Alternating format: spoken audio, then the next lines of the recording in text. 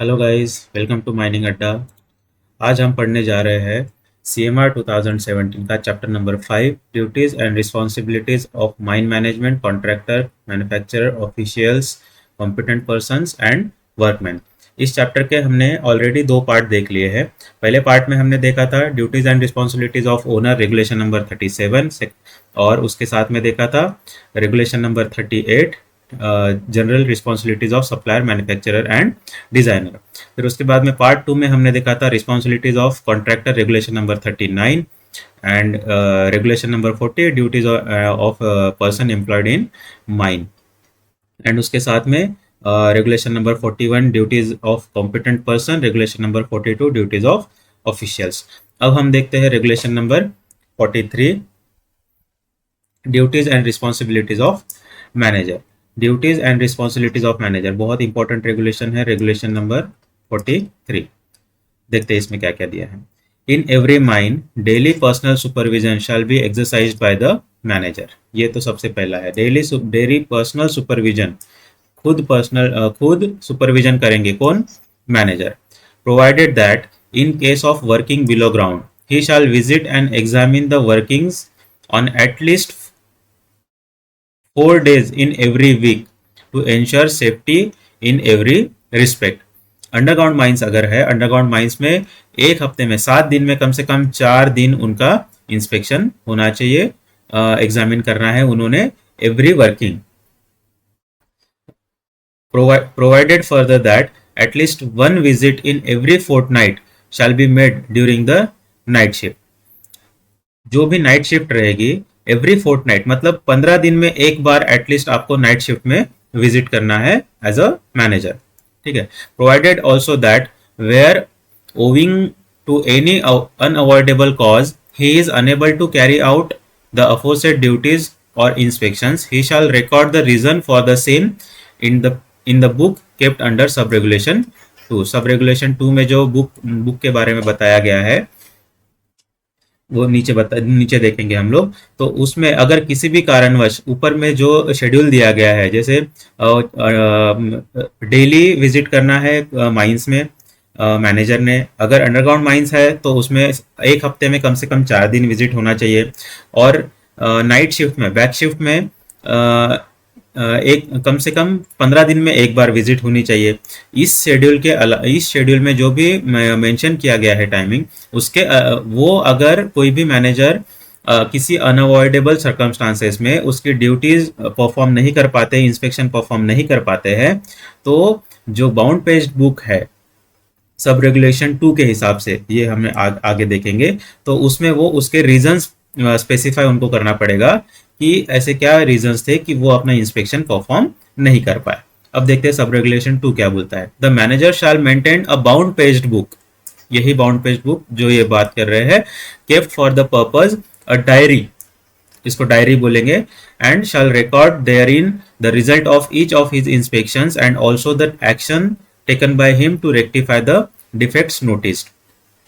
Inspection में उनको क्या क्या दिखा और जो जो भी मतलब दिखा था उसका क्या रिजल्ट आया, उसके बाद में अगर जो भी डिफेक्ट्स है कुछ है नोटिस किया है उन्होंने तो उसके लिए उन्होंने क्या एक्शन लिए है, ये सारी चीजें उस डायरी में मेंशन करना है मैनेजर ने। सब रेगुलेशन 3 क्या बोलता है? The manager shall make arrangements for all overman and other officials to meet him.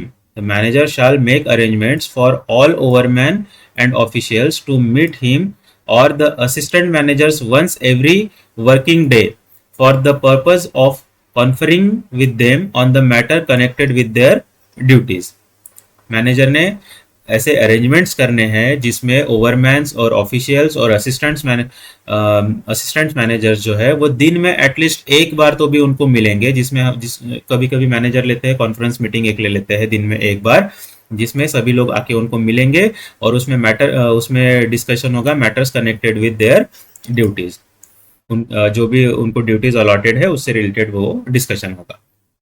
सब रेगुलेशन 4 क्या बोलता है? रेगुलेशन नंबर 43 का sub regulation 4, the manager shall ensure sufficient supply of proper materials। The manager shall ensure the sufficient supply of proper materials and appliances for the safety of the mine and the persons employed therein. Manager जो है वो ensure करेंगे sufficient supply of material and appliances for the safety of mines and persons employed therein. And if he be not, the owner or agent of the mine shall report in writing to the owner or agent when anything is required for the aforesaid purpose that is not within the scope of his authority to order, and a copy of every such report shall be recorded in a bound paged book kept for the purpose. अगर वो नहीं कर पाता है, proper materials और appliances supply नहीं कर पाता है, और अगर ओनर और एजेंट भी नहीं करते हैं, तो when anything required for the और अगर वो ओनर या agent, if he be not the owner और agent of the mine shall report in writing to the owner, वो मैनेजर क्या करेंगे, ओनर या एजेंट को अगर ऐसा कुछ भी अफोरसेड पर्पस की वजह से वो सप्लाई नहीं कर पाते हैं, या फिर सप्लाई ऑफ मटेरियल या अप्लायंसेस उनके स्कोप के is not within the scope of his authority to order, उनके स्कोप में नहीं है, उनके स्कोप ऑफ ऑथोरिटी में नहीं है, तो उनको एक रिक्वायरमेंट भेजेंगे एजेंट या ओनर को, और उसका जो रिपोर्ट, वो जो भी रिपोर्ट रहेगी वो रिपोर्ट रिकॉर्ड की जाएगी एक बाउंड पेज्ड बुक में, जो कि इस पर्पज के लिए रखा रहेगा। सब रेगुलेशन 5 क्या बोलता है, on receipt of a requisition under sub regulation 4, अगर ऐसी कोई भी रिक्वेस्ट आती है, रिक्विजिशन आती है मैनेजर के द्वारा एजेंट या ओनर के तरफ, द एजेंट और owner shall promptly arrange to supply the said material and appliances. तो ओनर और एजेंट क्या करेंगे, जो मटेरियल या अप्लायंसेस मैनेजर प्रोवाइड नहीं कर पा रहे, उनके स्कोप ऑफ ऑर्डर के बाहर है, तो प्रॉम्प्टली उनका अरेंजमेंट करेंगे सप्लाई के लिए क्या मटेरियल और अप्लायंसेस का, shall within the 3 days of the receipt of the requisition, within 3 days 3 दिनों के अंदर में उनको सप्लाई करने का अरेंजमेंट करना है।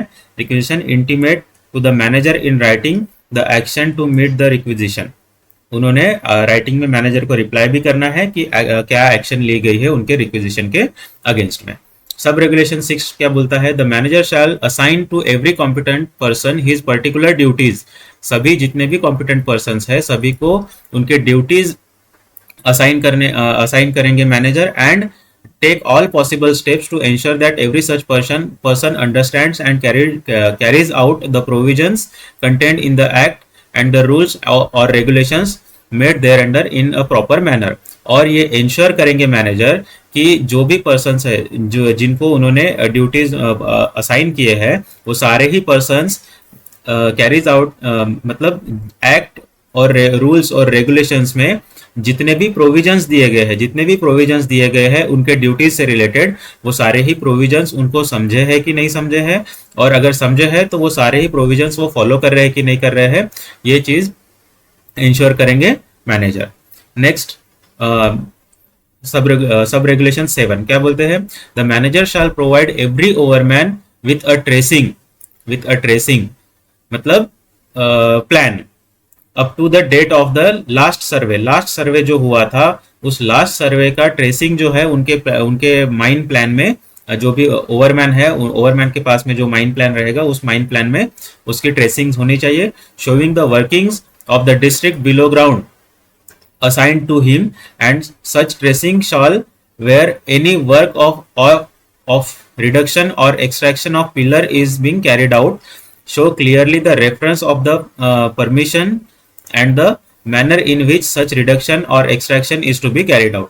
अगर अंडरग्राउंड माइंस में उनका जो डिस्ट्रिक्ट है वो डिस्ट्रिक्ट का उनके पास में हर एक ऐसा ट्रेसिंग उसमें मेंशन होना चाहिए जहाँ पे पिलर्स एक्सट्रैक्ट किए जा रहे हैं या रिड्यूस किए जा रहे हैं, और उसमें क्लियरली मेंशन किया जाना चाहिए कि परमिशन क्या क्या है, इन manner and the manner in which, permission क्या बोलता है और किस मैनर में वो पिलर एक्सट्रैक्शन किया जाना है, वो सारी चीजें मैनेजर प्रोवाइड करेंगे। Provided that in case of open cast mines, such tracing shall also show the sections of the workings under his charge. Open cast mines के मामले में क्या बोलता है, जो भी वो ट्रेसिंग्स रहेंगे वो ट्रेसिंग क्या क्या शो करेंगे, sections of workings under his charge, ओवरमैन के चार्ज में जो भी वर्किंग सेक्शन है, वर्किंग्स के जो सेक्शंस है वो उसमें शो किए जाएंगे. सब रेगुलेशन 8 क्या बोलता है, the manager shall examine all reports, registers and other records required to be made or kept in pursuance of the provisions of the act or the regulations or orders made thereunder and shall countersign the same with date. Manager क्या करेंगे, सारे ही reports, registers, records जो भी maintain किए जाते हैं act और regulations और ऑर्डर्स के प्रोविजंस को फुलफिल करने के लिए उन सारे ही उनको एग्जामिन करेंगे, सारे ही रिकॉर्ड्स रिपोर्ट्स को एग्जामिन करेंगे, उनको काउंटर साइन करेंगे विथ डेट, कौन से डेट पे साइन कर रहे हैं वो counter with dates countersign करेंगे. Provided that the manager may by an order in writing delegate his duty to an assistant manager except in the cases where a specific provision is made requiring the manager to countersign the report or register. हाँ, manager क्या कर सकते हैं, manager किसी assistant manager को delegate कर सकते हैं बाय ऑर्डर इन राइटिंग ये power to countersign the report और रजिस्टर, पर इन स्पेसिफिक प्रोविजंस अगर किसी except a cases where a specific provision is made required the manager to countersign a report, और अगर कहीं पे specific provision है जिसमें मैनेजर ने ही काउंटर साइन करना है तो वहां पे मैनेजर को करनी पड़ेगी साइन. सब रेगुलेशन 9 क्या बोलता है, रेगुलेशन नंबर 43 का रेगुलेशन 43 का सब रेगुलेशन 9 क्या बोलता है, the manager shall give attention to and cause to be carefully investigate any specific representation or complaint that may be made to him in writing by an employee of the mine as to any matter affecting the safety or health of persons or about the mine. Manager क्या करेंगे, manager shall give attention to and cause to be carefully investigate, manager खुद attention देंगे और carefully investigate करेंगे any specific representation or complaint that may be made to him in writing, अगर किसी ने writing में मैनेजर को कंप्लेंट की है या रिप्रेजेंटेशन दिया है regard matter affecting the safety और हेल्थ ऑफ अ पर्सन और अबाउट द माइन, तो मैनेजर उसको केयरफुली अटेंड करेंगे, अटेंशन देंगे एंड उसके बाद में केयरफुली उस चीज को, उस मैटर को इन्वेस्टिगेट करेंगे. सब रेगुलेशन 10 क्या बोलता है, रेगुलेशन 43 का सब रेगुलेशन 10 क्या बोलता है, when there occurs in a mine any accident resulting in serious bodily injury or loss of life to any person or any dangerous occurrence as specified under clause B of subregulation 1 of regulation 8. Regulation 8 के सब regulation 1 के clause B में अगर कुछ भी इस type का serious bodily injury और any loss of life of any person और डेंजरस ऑकरेंस अगर होता है, द मैनेजर शाल, उस केस में मैनेजर क्या करेंगे, as soon as possible inspect the site of the accident, उस साइट ऑफ एक्सीडेंट जो है उस साइट को इंस्पेक्ट करेंगे और द डेंजरस ऑकरेंस, या फिर जहां पे डेंजरस ऑकरेंस हुआ है उस साइट को इंस्पेक्ट करेंगे as the case may be, and shall also either himself or through an assistant manager, खुद या फिर किसी असिस्टेंट मैनेजर के द्वारा हैव एन इंक्वायरी मेड, उस इंक्वायरी एक कंस्टिट्यूट करेंगे into the cause and circumstances attending the same and the result of every such inquiry.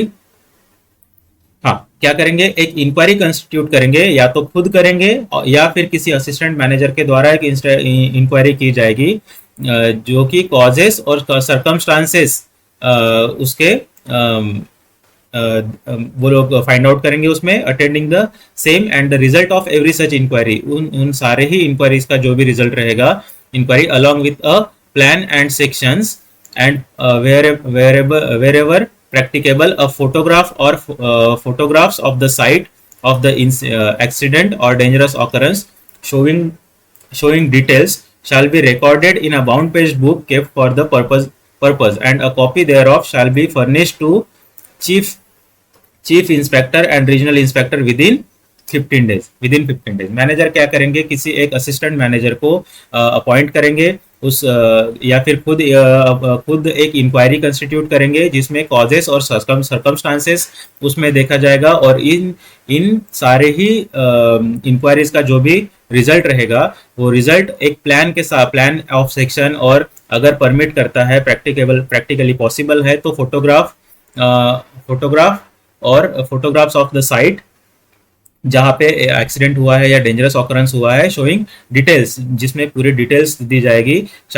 ये सारी चीजें एक बाउंड पेज बुक में रिकॉर्ड की जाएगी एंड रिकॉर्ड की जाएगी, और उसकी एक कॉपी जो है वो कॉपी 15 दिन के अंदर में चीफ इंस्पेक्टर और रीजनल इंस्पेक्टर को भेजेंगे। The manager shall perform sub regulation 11, regulation 43 का सब रेगुलेशन 11 क्या बोलता है, manager shall perform such other duties have been prescribed in that behalf under the provision of the act, the regulations and orders made thereunder। Manager वो सारी duties भी perform करेंगे जो भी प्रिस्क्राइब की गई होगी कि मैनेजर के द्वारा परफॉर्म की जानी है एक्ट में, रेगुलेशन में और कोई और ऑर्डर्स में, वो सारी ही ड्यूटीज मैनेजर को परफॉर्म करना है। रेगुलेशन 43 का सब रेगुलेशन 12 क्या बोलता है, द मैनेजर में सस्पेंड और takes such disciplinary action against any employee for contravention of any of the provisions of act or the regulations or and orders made thereunder।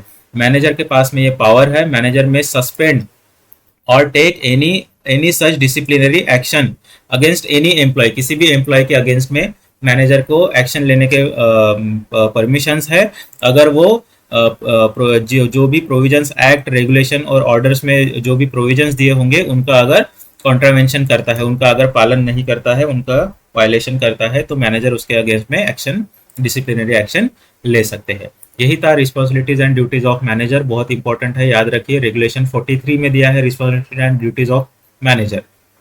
Next देखते हैं regulation 44। Regulation 44 क्या बोलता है, duties of safety officer. Duties of safety officer में क्या दिया है, the duty of safety officer shall be, clause A क्या बोलता है, to visit surface and underground parts of the mine with a view to meet the workers on spot, to talk to them on matters of safety and invite suggestions thereon. Safety officer का सबसे पहला ही duty में ये दिया है कि सारे ही surface और अंडरग्राउंड पार्ट्स ऑफ माइंस को विजिट करेंगे खुद, और वहां पे क्या इंटेंशन से जाएंगे, वहां पे टू मीट द वर्कर्स, वहां पे जाके वर्कर्स को मिलना है ऑन स्पॉट एंड उनसे बात करनी है सेफ्टी मैटर्स को लेके, एंड उनके तरफ से सजेशंस लेना है सेफ्टी को लेके। ये सेफ्टी ऑफिसर के ड्यूटीज में है। टू क्लॉज बी क्या बोलता है, रेगुलेशन 44 का क्लॉज बी क्या बोलता है, to take charge of the newly recruited staff and show them around the mine, pointing out the safe and unsafe acts during the course of their work in the mine। Safety officer क्या करेंगे, newly recruited staff जो भी रहेगा, newly recruited staff, mining सरदार, ओवरमैन, assistant manager, जो भी newly recruited रहेगा उनको क्या करेंगे, show them around the mine, उनको माइंस दिखाएंगे, और जो न्यूली रिक्रूटेड है उनको साथ में घुमाएंगे, माइंस दिखाएंगे, उन माइंस दिखाने के बाद में उनको पॉइंट आउट करके देंगे the safe and unsafe acts during the course of their work, उनके कार्य के दौरान जो भी सेफ और अनसेफ वर्क होता है उससे वो अवगत करवाएंगे। उसके बाद में रेगुलेशन 44 में सब रेगुलेशन 1 का क्लॉज सी क्या बोलता है, to investigate all type of accidents, to investigate all types of accident and incidents in the mine including minor accidents and analyze the same with the view to pinpoint the nature and common cause of accidents in the mine। खुद उन सारे ही accidents और सारे ही type के accidents और incidents को investigate करेंगे, इंक्लूडिंग माइनर एक्सीडेंट्स ऑल्सो, क्यों इन्वेस्टिगेट करेंगे और एनालाइज करेंगे, किस पॉइंट ऑफ व्यू से एनालाइज करेंगे, किस व्यू से एनालाइज करेंगे, to pinpoint the nature and common cause of accident, किस नेचर का एक्सीडेंट था और उस एक्सीडेंट के क्या कॉजेस है, कॉमन कॉजेस है, वो सारे ही एनालाइज करने के व्यू में वो उसको इन्वेस्टिगेट करेंगे। नेक्स्ट क्या बोलता है रेगुलेशन नंबर 44 का सब रेगुलेशन 1 का क्लॉज डी क्या बोलता है? To maintain detailed statistics about the mine accidents के रिलेटेड डिटेल्ड स्टैटिस्टिक्स मेंटेन करना है and to analyse the same with a view to pinpoint the nature and common causes of accident in the mine. जो भी accidents होते हैं, incidents होते हैं, उनको उनके डिटेल स्टैटिस्टिक्स मेंटेन करना है एंड उसको एनालाइज करना है to pinpoint the common causes and nature of the accidents. Clause E क्या बोलता है? To study and appraise the manager of all possible sources of danger such as inundation, fire, coal dust and others। वो खुद क्या करेंगे? Safety officer study करेंगे और study करके उसके बाद में वो मैनेजर के सामने रखेंगे सारे ही पॉसिबल सोर्सेस ऑफ डेंजर, जितने भी पॉसिबल सोर्सेस ऑफ डेंजर्स है, जैसे कि इनंडेशन हो सकता है, फायर हो सकती है, कोल डस्ट हो सकता है, और इसके अलावा जो भी उनको लगता है कि ये danger possible source of danger है, वो मैनेजर के सामने रखेंगे। क्लॉज एफ क्या बोलता है? रेगुलेशन 44 सब रेगुलेशन 1 का क्लॉज एफ क्या बोलता है? टू होल्ड सेफ्टी क्लासेस लेना है एंड गिव सेफ्टी टॉक्स देना है और लेक्चर्स देना है to members of the supervisory staff. जितने भी सुपरवाइजरी स्टाफ के मेंबर्स है उन सभी के सेफ्टी टॉक्स देना है, उनको लेक्चर्स देना है, उनके सेफ्टी क्लासेस लेने हैं। सेफ्टी ऑफिसर के ड्यूटीज में आता है। क्लॉज जी क्या बोलता है? To organise safety week organise करना है and other safety education and propaganda programmes in the mine. जो भी बाकी के सेफ्टी एजुकेशन और प्रोपागेंडा प्रोग्राम्स है वो सारे ही माइंस में ऑर्गेनाइज करना है। सेफ्टी वीक्स भी माइंस में ऑर्गेनाइज करना है। ये ड्यूटी किसकी होती है? सेफ्टी ऑफिसर की होती है। नेक्स्ट क्लॉज क्या है?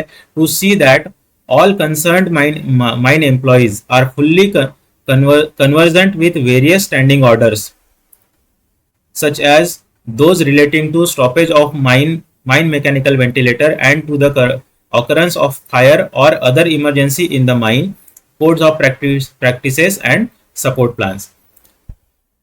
सेफ्टी ऑफिसर क्या इंश्योर करेंगे? ये देखेंगे कि all concerned mine employees are fully conversation किया गया है उनके साथ में, फुल्ली उनको स्पेसिफाई किया गया है, फुल्ली बताया गया है विथ वेरियस स्टैंडिंग ऑर्डर्स, सारे ही standing orders related to stoppage of mine mechanical ventilator अगर रुक जाता है, मेन मैकेनिकल वेंटिलेटर जो होता है, जो माइन में वेंटिलेशन प्रोवाइड करता है, वो अगर रुक जाता है, उस केस में क्या करना है, उस केस से रिलेटेड क्या क्या स्टैंडिंग ऑर्डर्स है। अगर माइंस में फायर हो जाती है, फायर दिखती है, तो उस केस में क्या क्या स्टैंडिंग ऑर्डर्स है, और कोई अदर अगर इमरजेंसी है माइंस में, वो अगर आ जाती है तो उससे रिलेटेड क्या क्या स्टैंडिंग ऑर्डर्स है हमारे पास में, क्या कोड ऑफ प्रैक्टिसेस है क्या, एंड ये सब चीज़ें सारे ही माइन एम्प्लॉयज़ को बताना है और सपोर्ट प्लान बताना है कि सपोर्ट प्लान होता है अंडरग्राउंड माइंस में, तो वो सपोर्ट प्लान क्या क्या है, सपोर्ट प्लान से रिलेटेड बाकी चीज़ें स्टैंडिंग ऑर्डर्स उनको सारे ही माइन एम्प्लॉयज़ को अपना सेफ्टी ऑफिसर बताएंगे। क्लॉज आई क्या बोलता है? रेगुलेशन 44 का सब रेगुलेशन 1 का क्लॉज आई क्या बोलता है? To provide assistance in the formulation of programme for training at the mine level पे जो भी ट्रेनिंग होगी एम्प्लॉयज़ की, वर्कर्स की, उसका वो जो ट्रेनिंग प्रोग्राम रहेगा उसका फॉर्मुलेशन में असिस्टेंस प्रोवाइड करेंगे safety officer, including vocational training in gas testing and training in first aid. ये सारे ही ट्रेनिंग और इसके अलावा और भी जो भी बाकी के ट्रेनिंग्स होंगे वो सारे ही ट्रेनिंग्स में असिस्टेंस प्रोवाइड करेंगे safety officer.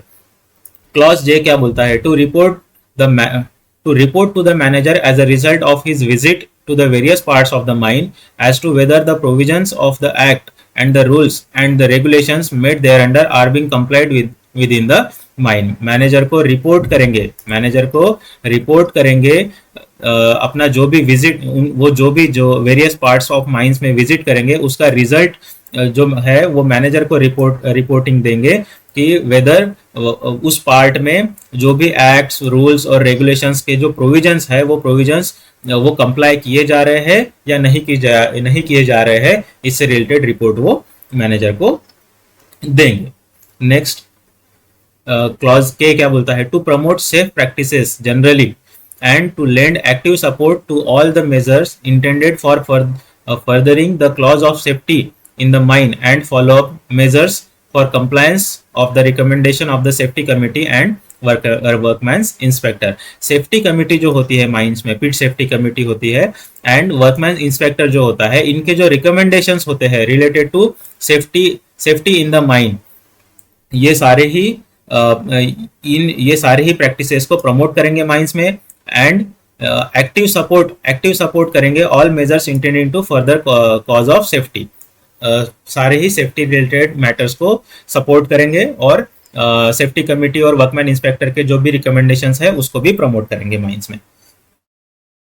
Next clause L क्या बोलता है, रेगुलेशन 44 का सब रेगुलेशन 1 का clause L, to assist the manager in any other matter relating to safety in the mines. जो भी कोई मैटर अगर इसके अलावा अगर कोई दूसरा और भी मैटर होता है रिलेटिंग टू सेफ्टी, तो उसमें मैनेजर को असिस्ट करेंगे। कौन असिस्ट करेंगे? Safety officer.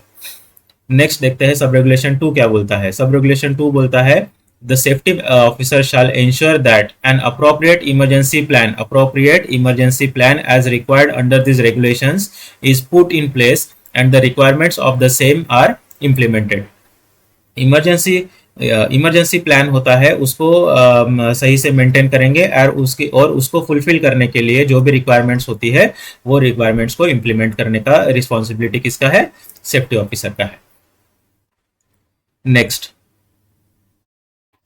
सब रेगुलेशन 3 देखते हैं। रेगुलेशन 44 का sub regulation 3, except in an emergency new duties other than those specified above shall be assign to the safety officer. जो भी ऊपर मेंशन किए गए हैं ड्यूटीज, उसके अलावा कोई भी अदर ड्यूटी सेफ्टी ऑफिसर को ना असाइन की जाए, हाँ, until and unless it's an emergency के केस में चलता है। सब रेगुलेशन 4 क्या बोलता है? The safety officer shall maintain in a bound page book a detailed record of the work perform by him every day.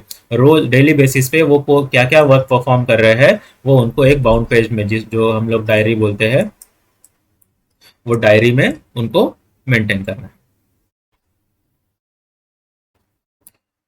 Next देखते हैं duties and responsibilities of assistant manager. Regulation 55 है duties and responsibilities of assistant manager. उसमें सब regulation 1 क्या बोलता है? The assistant manager shall carry out the duties assigned to him by the manager के द्वारा जो भी ड्यूटीज असाइन किए जाएंगे वो सारे ही ड्यूटीज कैरी आउट करेंगे assistant manager, and shall see that in the part of the mine assigned to him by the manager all work is carried out in accordance with the provisions of the act and the regulation and orders made thereunder। ये सारी ही चीजें assistant manager ensure करेंगे कि जो भी work उनको manager assign करेंगे वो वर्क जिस भी पार्ट ऑफ माइन में होगा उस पार्ट ऑफ माइन में जो भी वर्क किया जा रहा है वो सारे ही एक्ट, रेगुलेशन और ऑर्डर्स के जो भी प्रोविजंस दिए गए हैं वो प्रोविजन को कंप्लाई कर रहा है कि नहीं कर रहा है, वो इंश्योर करना असिस्टेंट मैनेजर के ड्यूटीज में है। नेक्स्ट देखते हैं the assistant manager shall subject to the orders of the mine visit and examine the workings under his charge and part thereof on every working day. सारे ही working days में जो भी manager ने उनको जो भी ऑर्डर दिया होगा, एंड असिस्टेंट मैनेजर क्या करेंगे? By the order of manager visit and examine the workings under his charge। जो भी वर्किंग्स है उनके चार्ज में उन सारे ही वर्किंग्स को विजिट करेंगे और एग्जामिन करेंगे, एंड सारे ही वर्किंग डेज पे। सब रेगुलेशन 3 क्या बोलता है? The assistant manager shall from time to time carefully examine every travelable part of the mine और part thereof placed under in his charge whether frequently by work persons और whether frequented by work persons और not. Assistant manager क्या करेंगे? Time to time carefully examine करेंगे every travelable part, सारे ही जहां पे ट्रेवल किया जा सकता है सारे ही ट्रेवलेबल पार्ट ऑफ माइंस को केयरफुली एग्जामिन करेंगे, और part thereof placed under, या फिर ऐसे सारे ही पार्ट जो कि उनके चार्ज में सारे ही प्लेसेस जो उनके चार्ज में है, weather frequented by work persons और नॉट, जो ये सारे ही जगह पे वर्क पर्सन्स डिप्लॉय किए जा सकते हैं या नहीं किए जा सकते हैं, वो उनको एग्जामिन करना है। सब रेगुलेशन 4 क्या बोलता है? In the absence of the manager his the assistant manager shall have the same responsibility, discharge of the same duties and be subject to the same liabilities as the manager. अगर manager absent है, manager अभी present नहीं है, तो assistant manager को सारे ही responsibilities और discharge और सारे ही सेम ड्यूटीज डिस्चार्ज करने पड़ेंगे and subject to the same liabilities जो कि उन मैनेजर की रहती है, but not so as to exam the manager therefrom. पर इस केस में मैनेजर को एग्जाम्शन नहीं मिलेगा कि असिस्टेंट मैनेजर है तो मैनेजर की रिस्पॉन्सिबिलिटी खत्म हो जाती है, नहीं, मैनेजर की रिस्पॉन्सिबिलिटी भी रहेगी, लेकिन असिस्टेंट मैनेजर को भी मैनेजर के अब्सेंस में वो सारे ही रिस्पॉन्सिबिलिटीज, ड्यूटीज और लाइबिलिटीज रहेंगी। नेक्स्ट सब रेगुलेशन 5 क्या बोलता है? रेगुलेशन 45 का, the assistant manager shawl in a bound page book kept for the purpose record the results of each of his inspection and also the action taken by him to rectify the defects noticed if any।